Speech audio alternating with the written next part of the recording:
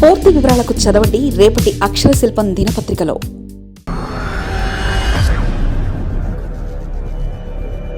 అదరక బదులే చెప్పే చింతమనేని గట్టి పట్టు బిగించిన దెందులూరు ఎమ్మెల్యే అసలు తగ్గే అవకాశం లేదని క్లియర్. చింతమనేని వివాదానికి కేర్ ఆఫ్ అడ్రస్గా Denduluru TDP MLA Chintamaneni Prabhakar fire brand leader. ఎప్పుడు ఏదో ఒక వివాదంలో ఉంటారు.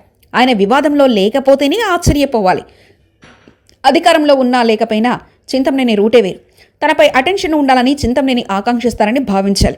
అందుకే తరచూ వివాదాలే రాజకీయంగా ఆయన ఎదుగుదలకు అడ్డంకిగా మారాయనే కామెంట్స్ సొంత పార్టీ నుంచే వినపడుతున్నాయి. చింతమనేని ప్రభాకర్ సీనియర్ రాజకీయ నాయకుడు. 2019 ఎన్నికల్లో చింతమనేని ప్రభాకర్ దెందులూరు నుంచి ఓటమి పాలయ్యారు. ఆయనపై వైసీపీ ప్రభుత్వం అనేక కేసులు నమోదు చేసింది. జైలుకు కూడా వెళ్ళొచ్చారు. 2014 ఎన్నికల్లో గెలిచిన తర్వాత అప్పటి ఎంఆర్ఓ వనజాక్షిని బెదిరించిన వైనం చింతమనేని ప్రభాకర్ను రాజకీయంగా ఇబ్బందుల పాల్చేసింది. అంతేకాదు పార్టీ ప్రతిష్టను కూడా దిగజార్చింది. అయినా తగ్గేదేలే అన్నట్లు ఆయన తీరుంటుంది. చింతమనేని ప్రభాకర్ నిత్యం ప్రజల్లో ఉంటారు. అందుబాటులో ఉంటూ వారి సమస్యల్ని పరిష్కరిస్తూ కొంత మంచి పేరు తెచ్చుకుంటారు. కానీ ఆ మంచి పేరు వివాదాలతోనే తనకు తానే చేర్పేసుకుంటారు. తెలుగుదేశం పార్టీని మాత్రమే నమ్ముకున్న చింతమనేని 2019 ఎన్నికల్లో జనసేన అధినేత పవన్ కళ్యాణ్ పై కూడా హాట్ కామెంట్స్ చేసి ఒక వర్గానికి దూరమయ్యారన్న వ్యాఖ్యలు పార్టీలో ఇప్పటికీ వినిపిస్తున్నాయి. అందుకే చింతమనేని ప్రభాకర్కు మంత్రి పదవి దక్కలేదన్న ప్రచారం పార్టీలో ఉంది.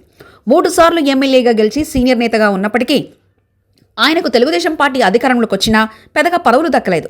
2009, 2014లో వరుసగా దెందులూరు నియోజకవర్గం నుంచి గెలిచిన చింతమనేని ప్రభాకర్ 2019 ఎన్నికల్లో ఓటమి పాలయ్యారు.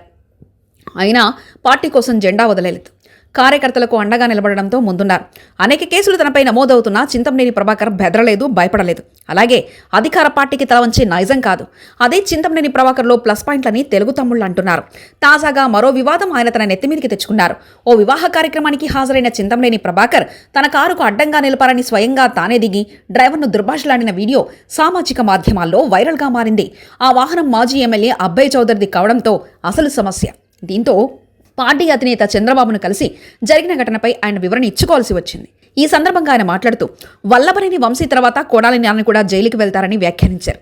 ఆ తర్వాత మరికొందరు నేతలు జైలుకు వెళ్తారన్న చింతమనేని అబ్బయ్య చౌదరి సాఫ్ట్వేర్ కాదని హార్డ్వేర్ అని అన్నారు. మొత్తం మీద మరోసారి చింతమనేని వివాదానికి కేర్ ఆఫ్ అడ్రస్గా మారడంతో పార్టీ నేతలు కూడా కొంత ఇబ్బందులు పడుతున్నారు. ముఖ్యమంత్రి చంద్రబాబు నాయుడు కూడా చింతమనేనికి క్లాస్ పీకినట్లుగా తెలుస్తుంది. మరిన్ని కథనాల కోసం సబ్స్క్రైబ్ చేసుకోండి మీ అక్షర శిల్పం. పూర్తి వివరాలకు చదవండి రేపటి అక్షర శిల్పం దినపత్రికలో.